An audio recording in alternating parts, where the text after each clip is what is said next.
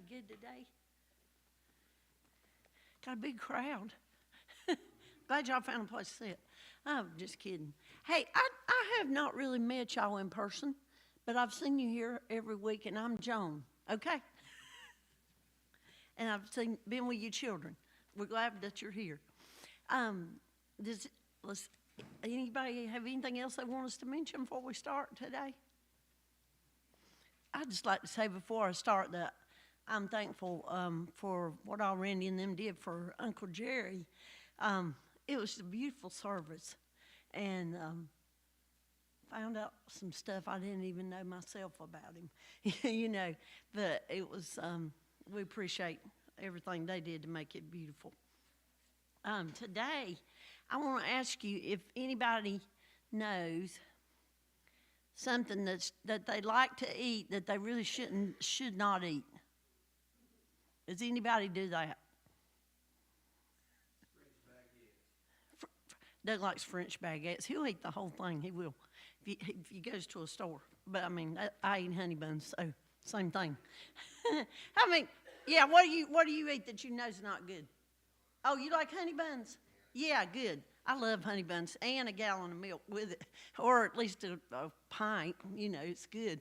Donuts. Randy likes donuts. What else? Now we're going to be hungry. I wish we'd have won that Golden Can Award so we could be having that donut party in here, don't you? Anything else? So mostly we're just naming sweets. Well, bread turns sugar. So anyway, that's it.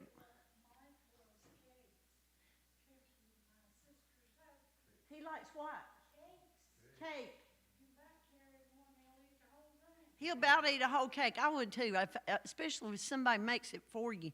It's just better, isn't it? Yeah, it's good. But I mean, I like my cooking too sometimes. Well, now let's think of something that's good for us that we eat. So we can't even, what? Vegetables, yeah. You right on target, Sandra.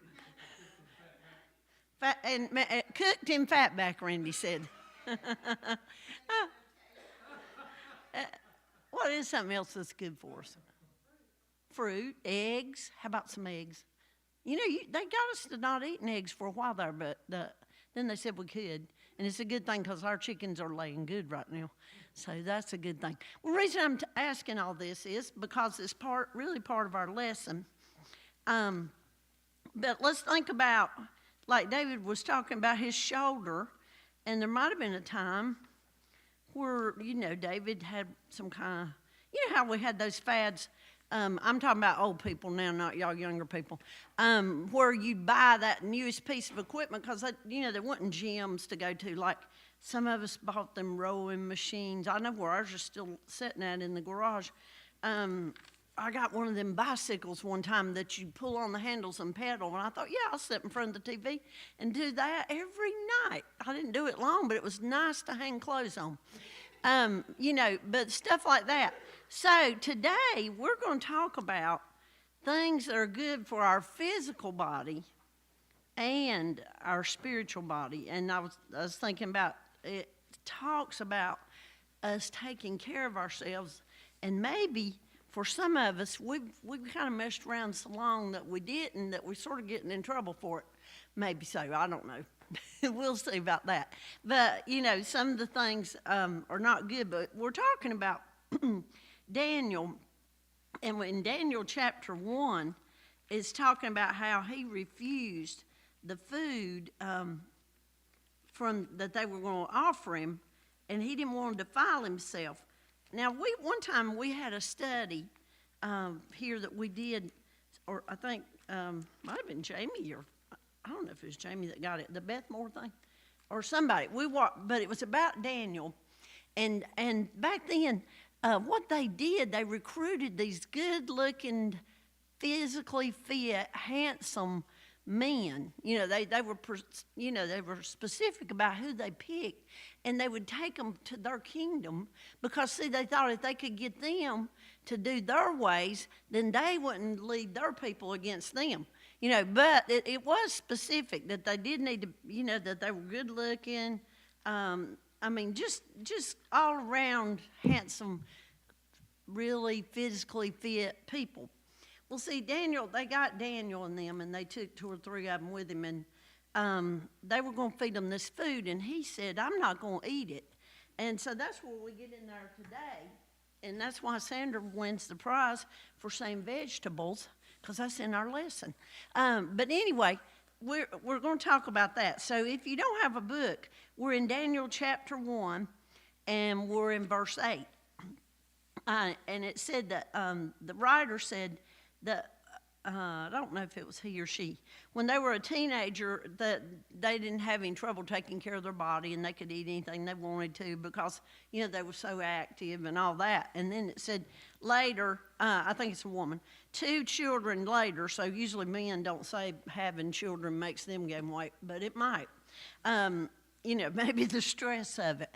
But anyway, it said after this person got a job where they were sitting a lot, and that is a hard thing when you're right in front of a screen, especially, that they neglected to take care of themselves, and then they went with the youth group on a trip, and they were physically not quite able to keep up. They kind of noticed it, and they were not really old enough to be thinking about that, and I thought about us doing that a couple, I guess, probably been 4 years ago now, or 3.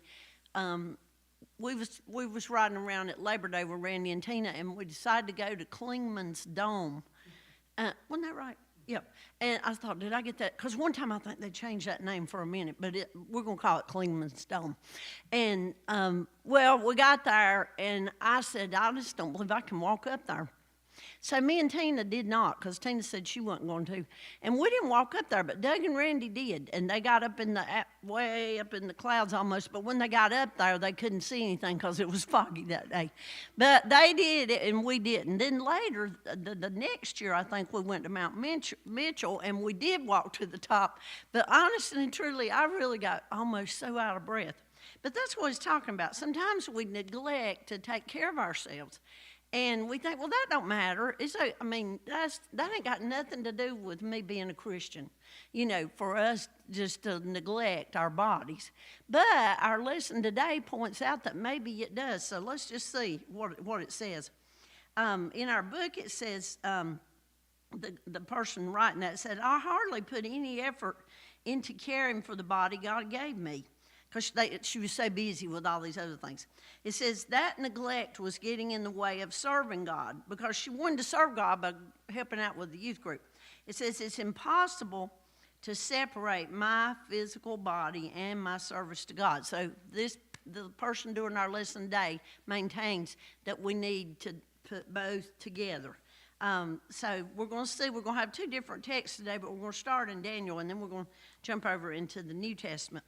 But the book of Daniel is divided into 2 parts.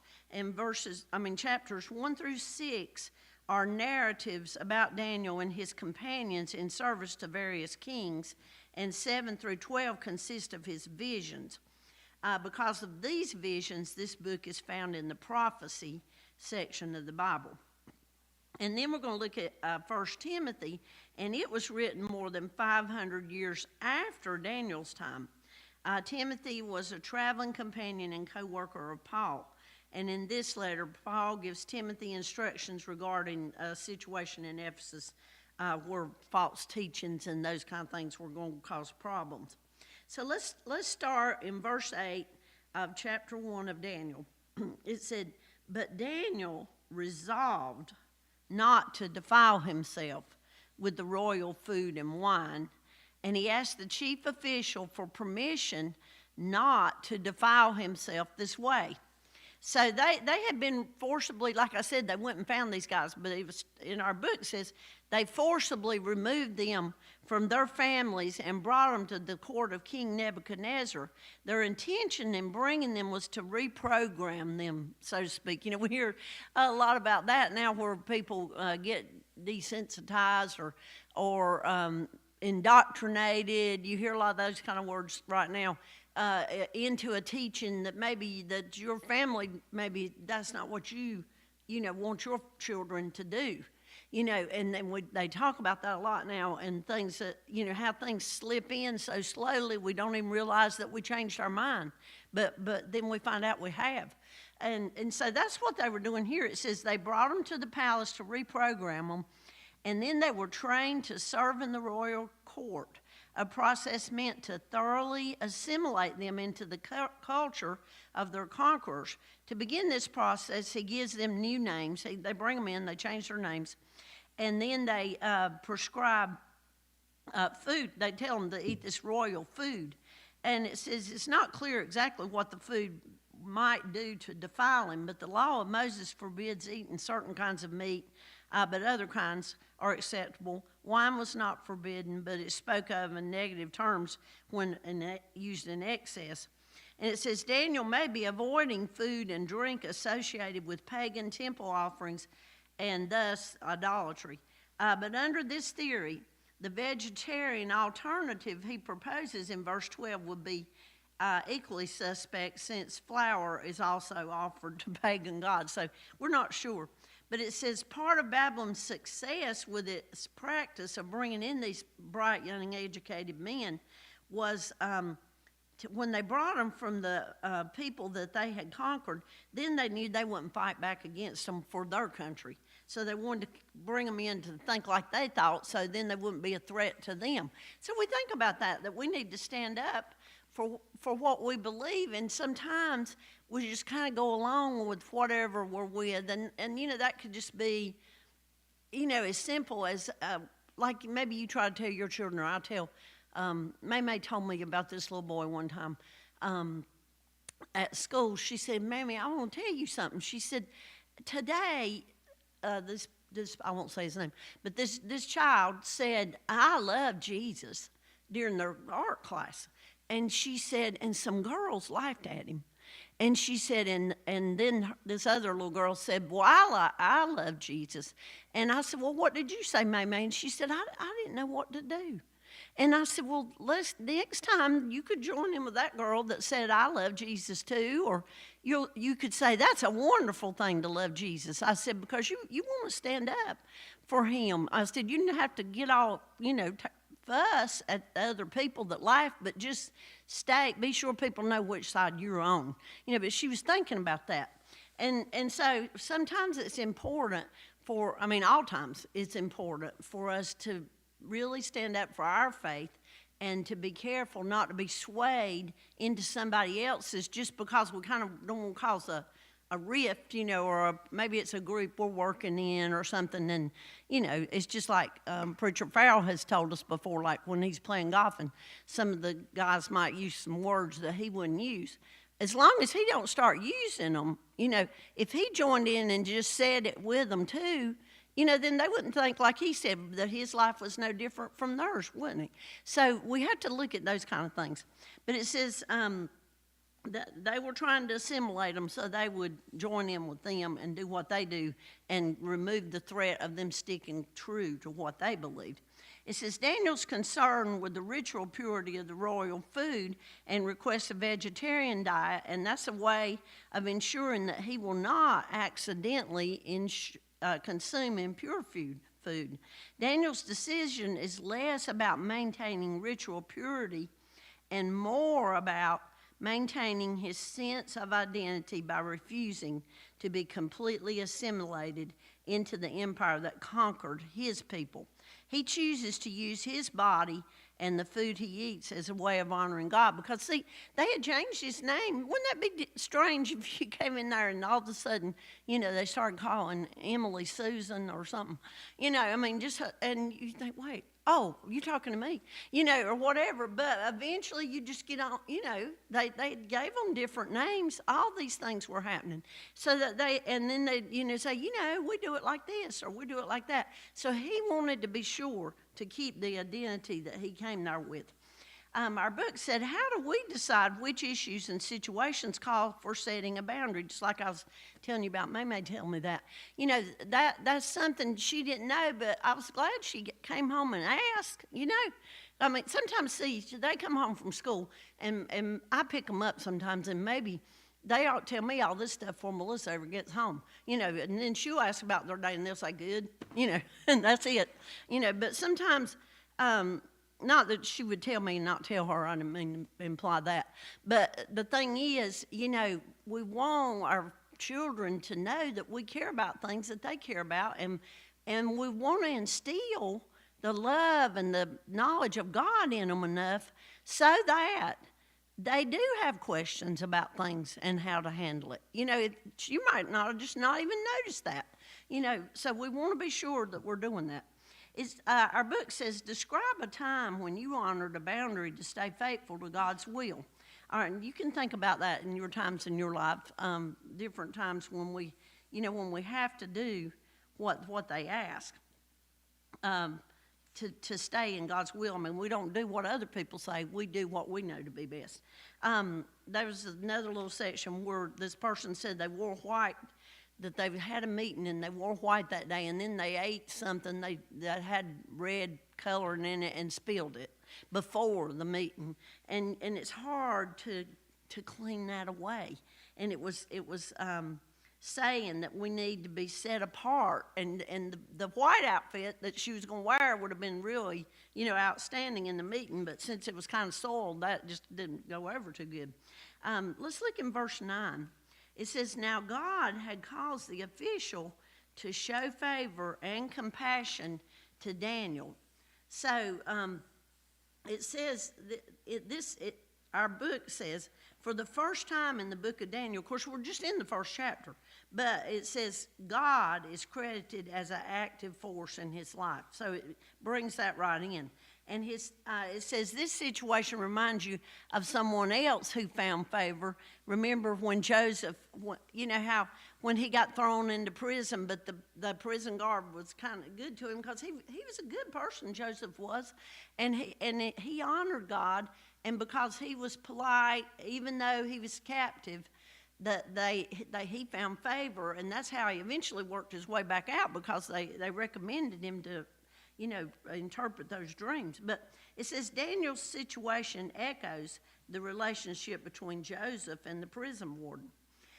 It says the sentiment expressed by the official is more than a feeling of sympathy. It says the Hebrew word translating compassion is also merciful, because they could have just said, no, now you have been brought here and you don't get to ask for anything.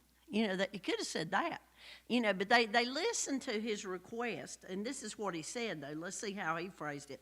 In verse 10, now remember, this is talking about the food. It says, but the official told Daniel, I am afraid of my lord the king, who has assigned your food and drink. Why should he see you looking worse than the other young men your age? The king would then have my head because of you.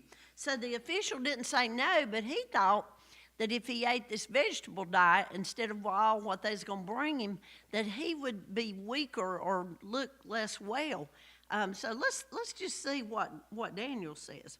In verse 11 and 12, it says, Daniel then said to the guard whom the chief official had appointed over Daniel, Hananiah, Mishael, and Azariah, that's the ones that's with him, please test your servants for 10 days. Give us nothing but vegetables to eat and water to drink. So he's saying, well, just give it 10 days and just see what you think. He's asking for this amount of time, and he says, he's asking him to, like he's saying, you just give us this and then you can tell us. So he's kind of throwing it like this. Well, you can decide, but just let us try it. And if you if you see after 10 days this is not going to be okay, then, it'll be all right. And so he's letting the official feel, how we have to word things sometimes, that he will be, still ultimate over them. But Daniel wants to stay true, so he's just trying to figure out a way to do this. It says, in our book, it says, no matter what we assume the royal food and vegetables to be, there remains a strong contrast between what Daniel is ordered to eat and what he is requesting to eat. The portion of the royal food and wine are symbols of power and privilege. Even if it is just a fancy loaf of bread, it is sometimes something that can presumably be obtained only by the king's permission. In other words, they're getting the finest stuff like the king would have, but maybe they know that wouldn't, it's just like that person who got sedentary and sat for a while. We don't know what, I'm sure they're training them physically and all this during all that, but they know what they've been used to, and they want to maintain that. It says, how should Christians respond to a policy that goes against their convictions? Let's think about that. If you're in a position where, somebody says something and really as a Christian, you don't want to do that. It's kind of like, for a while when when most all churches had Wednesday night Bible service, well, they didn't plan anything at school on that night, and so, and still yet, it's kind of true for the most part, but now some things overlap, and that was just something, because that's the night we go to church, so you kind of think about how things, change and evolve. In 13, it says, and this is Daniel still talking to the guard, he said, then, after these 10 days, then compare our appearance with that of the young men who eat the royal food, and treat your servants in accordance with what you see. So he's saying, when you see how we look, if we don't, if you don't like what you see, then you can treat us how you want to. And so it says, so he agreed to this and tested them for 10 days. So the guard gives his permission, and 10 days was a short amount of time, he thought. So let's look at 15. At the end of the 10 days, they looked healthier and better nourished than any of the young men who ate the royal food. So they appear healthier, even though they're not eating what the royal meal prescribed was. It says, although God is not explicitly stated to be active in the situation, this is clearly divine intervention. If he had said, I know they said there's laws against certain flour and all that, but just to make it an example, if he said, no, we're just going to eat bread and water, or whatever, God was going to be on their side because they were honoring him, and they wanted to maintain their relationship and their customs that belonged to him. So it says, 16 said, so the guard took away their choice food and the wine they were to drink and gave them vegetables. So he kept on letting them have it. In 17, it says, to these 4 young men, God gave knowledge and understanding of all kinds of literature and learning, and Daniel could understand visions and dreams of all kinds. Now, they had stayed true, and God blessed them, and he gave this ability to him. It says, the text makes it clear that Daniel will succeed in the Babylonian court, not because he earned it, but because God's will was in it. It says, in what ways has God blessed you beyond what you have asked or imagined? Think about it. Sometimes we'll say, oh, I don't have any kind of miraculous thing like that happen in my life. But sometimes if you look back and look over the whole situation and you realize how God provides opportunities maybe for you to do things, I just get amazed sometimes in my life, the people sometimes that I get to meet just because of this person told me to go over here with that person or whatever, and it's just such a blessing. And I think God guides us in different ways, how he lets different people come into our life that give us joy and that we can in turn share our love of God with, that maybe people we didn't even know, but it's just through a network of things. And God does this. It says, how do you use these blessings to serve God and others? So we want to use our talents. This was a talent they gave him. He was a smart person, and he got the talent. And we want to use our talents for God. All right, now we're going to skip over into Timothy. We're in 1 Timothy chapter 4, if you're looking that up. 1 Timothy chapter 4, and we're going to read verses 7 and 8. Says, have nothing to do with godless myths and old wives' tales. Rather, train yourself to be godly. For physical training is of some value, but godliness has value for all things, holding promise for both the present life and the life to come. So this is Paul talking now, telling Timothy, and it's saying there is value in physical training, which we already talked about. In Daniel's side, it was about the physical stuff. But he's saying there's value in this. It's not worthless. But genuine godliness is beneficial both in present and in eternity. And the godly life yields peace, harmony, and contentment that cannot be found by any other means. You know, a lot of times you'll hear somebody say, well, you know, it's just something's just missing. I don't know what it is. Something's just missing, you know, or, you know, I just feel this, I don't know what it is. And a lot of times we try to explain that it's God. God's what's missing. And once we start to turn things over to Him and let Him guide, it makes a big difference when we just surrender, you know, that burden that we just try to carry ourselves to Him and just let Him have it and let Him show us what to do. It tells us about this person's still kind of on the physical side, and they said they went into this metabolic program together, and it promised to revive their metabolisms if they abstained from processed food and ate nutrient-dense foods instead. Now, y'all, we know a lot of us heard about that.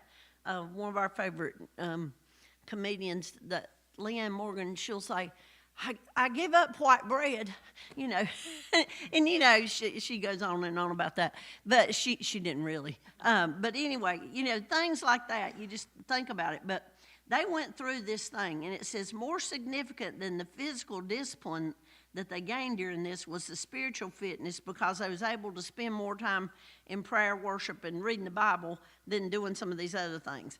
It says, now we're going to look at the conclusion, and the ultimate goal says both texts for this lesson deal with the connection between bodies and honoring God.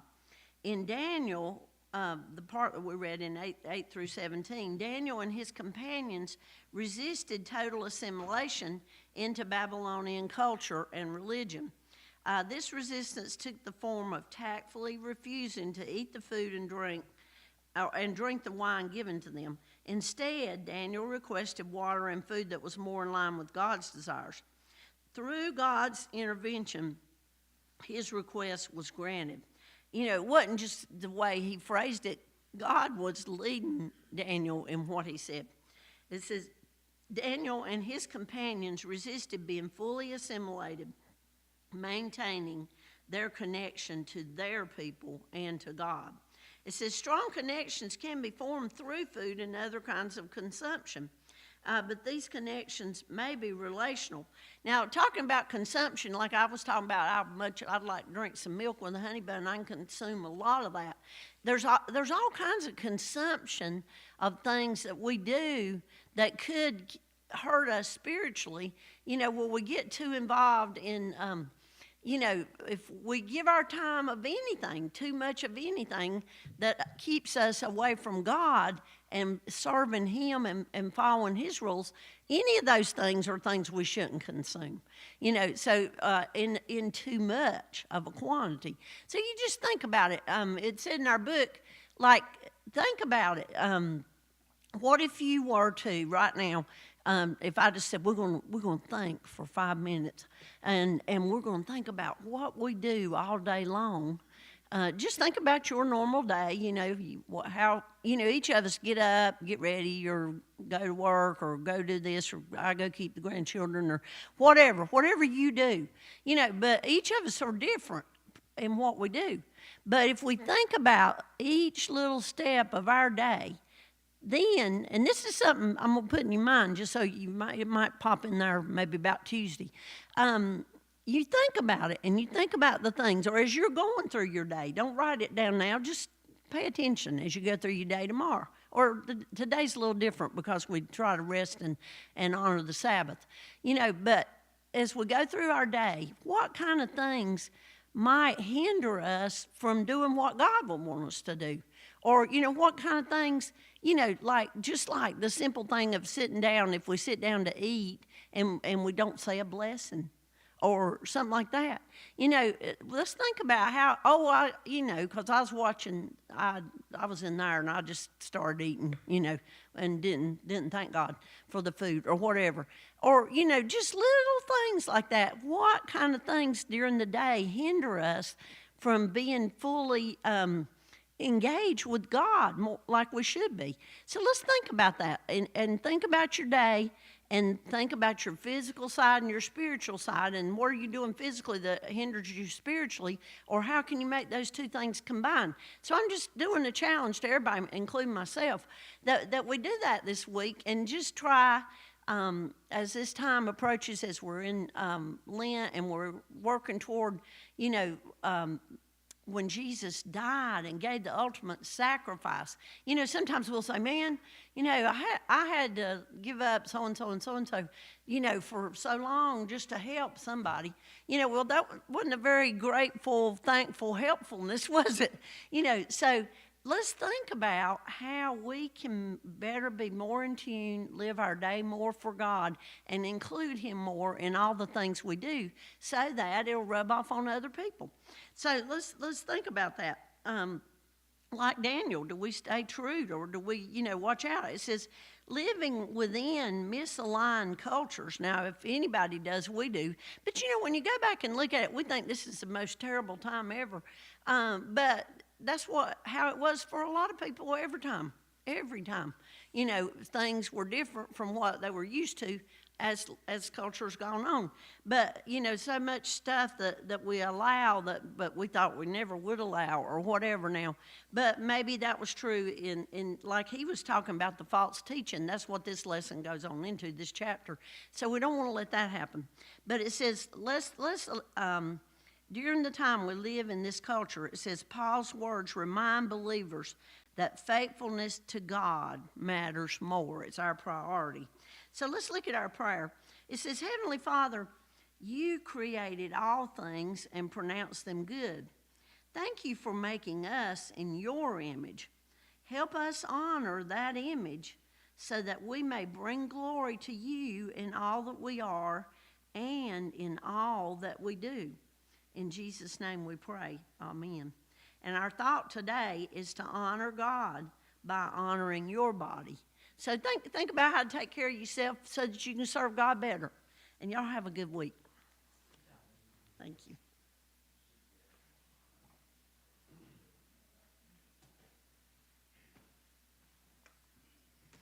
That one goes that way. I'll go this way with this.